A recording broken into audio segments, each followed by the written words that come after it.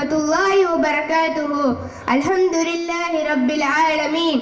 வஸ்ஸலாத்து வஸ்ஸலாமு அலா ரசூலில்லாஹ். அம்மா பஅத். கண்ணியத்திற்குரிய அல்லாஹ்வின் நல்லடியார்களே, இன்று நம் சமூகத்தில் ஒரு சிந்தனை பரவலாக உள்ளது. அதாவது, சிறு வயதிலே குர்ஆனை மனனம் செய்துவிட வேண்டும். அந்த வயதை கடந்துவிட்டால் குர்ஆனை மனனம் செய்ய இயலாது என்னும் கூறியிருக்கிறார்கள். இது உண்மையா என்றால் கண்டிப்பாக இல்லை. நமது தூதர் முஹம்மது நபி ஸல்லல்லாஹு அலைஹி வஸல்லம் அவர்களும் சஹாபாக்களும் அதிகமானோரும் தங்களது 40-50 வயதிலே தான் இஸ்லாத்தை ஏற்கிறார்கள். அதன் பிறகுதான் குர்ஆனை மனனம் செய்கிறார்கள். எனவே குர்ஆனை மனனம் செய்ய இயலாது என்ற கருத்து தவறானது. மேலும் அல்லாஹ் குர்ஆனில் சூரா கமரின் 17வது வசனத்தில் கூறுகிறான், வலகத் யஸ்ஸர்னல் குர்ஆன லிஸ்ஸிக்ரி ஃபஹல் மின் முத்தக்கிர். நிச்சயமாக இக்குர்ஆனை நன்கு நினைப்படுத்திக் கொள்ளும் பொருட்டே எளிதாக்கி வைத்திருக்கின்றோம். எனவே இதிலிருந்து நல்லுணர்வு பெறுவோர் உண்டா? இந்த வசனத்தில் அல்லாஹ் குர்ஆனை மிகவும் எளிதாக்கி வைத்திருப்பதாக கூறுகிறான்.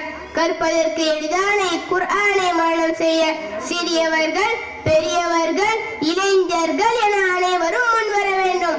அவ்வாறு குர்ஆனை மனனம் செய்ய சில ஆலோசனைகளை உங்கள் முன் கூற விரும்புகிறேன். முதலில் சிந்தனையை சீர் செய்வதும் மனனம் செய்வதற்கும் வயதிற்கும் சம்பந்தமே இல்லை என்றதை நம் மனதில் கொண்டு வர வேண்டும். நம் அனைவருக்கும் தெரிந்த நல்மொழி, இன்னமல் அமாலு பின்னியாத். நிச்சயமாக செயல்கள் யாவும் எண்ணங்களை பொறுத்தே அமைகின்றன.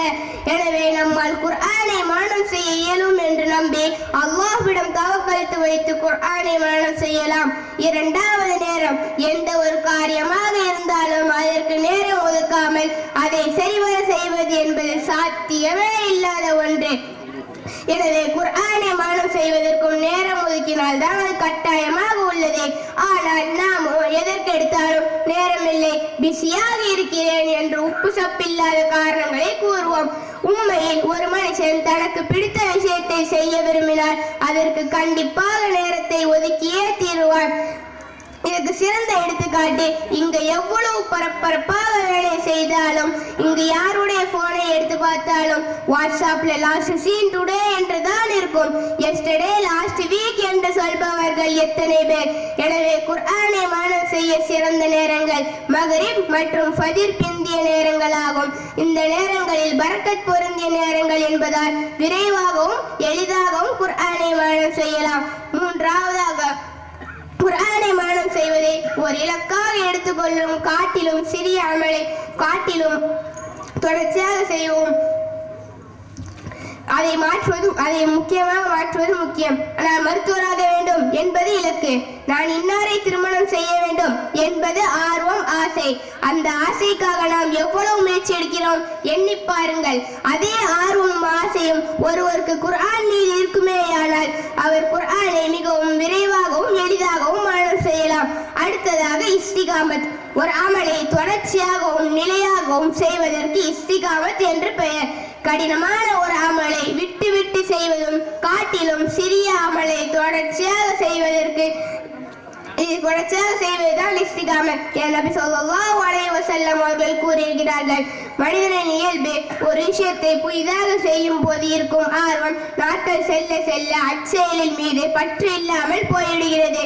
எவர் ஒருவர் அந்த பற்றை இழக்காமல் தொடர்ச்சியாக செய்கிறாரோ அவருக்கு அது பழக்கமாகிவிடுகிறது. பழக்கமாகிவிட்டால் அது எளிதாகிவிடும். எனவே இன்று குர்ஆனை மனனம் செய்யும் சிலர் சில நாட்களிலே அதில் ஆசையை இழந்து விடுகிறார்கள். எனவே குர்ஆனை மனனம் செய்வதற்கு இஸ்திகாமத்தோடு இருந்தால் தான் குர்ஆனை மனனம் செய்வதற்கு எளிதாகிவிடும். இறுதியாக முக்கியமான ஒன்று இசை. நபி ஸல்லல்லாஹு அலைஹி வஸல்லம் அவர்கள் கூறியிருக்கிறார்கள், எவரது உள்ளத்தில் இசை புகுந்திட்டதோ அவரது உள்ளத்தில் குர்ஆன் வெளியேறணும். இன்னொரு செய்தியில், இசையும் குர்ஆனும் ஒரு சில ஒரே உள்ளத்தில் தங்காது.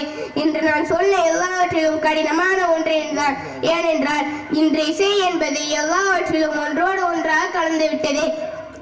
குர்ஆனை மனனம் செய்யும் முறை பற்றி அறிந்து கொள்வோம். குர்ஆன் அந்நிய மொழி இறங்கியது. அது அந்நிய மொழி என்பதால் அதை திரும்ப திரும்ப ஓதுவதின் மூலமாகத்தான் அது நமக்கு மனனமாகிவிடும்.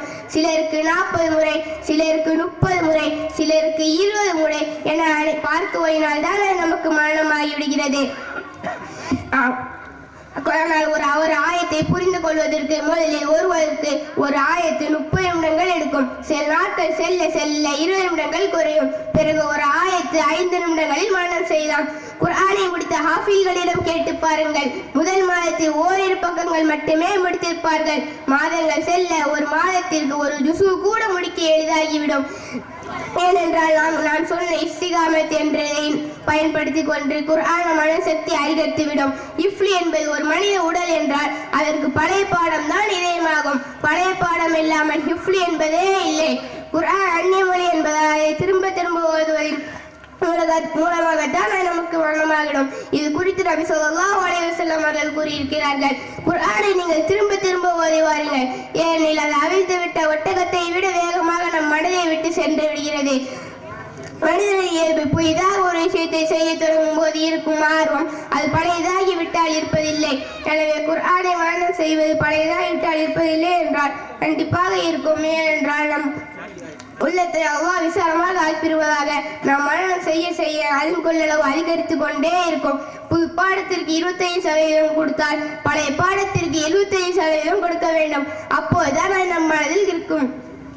இன்று எல்லாருக்கும் இருக்கக்கூடிய ஒரே ஒரு சந்தேகம், நம்மால் 1-2 ஜுசு தான் முடிக்க முடியுமா?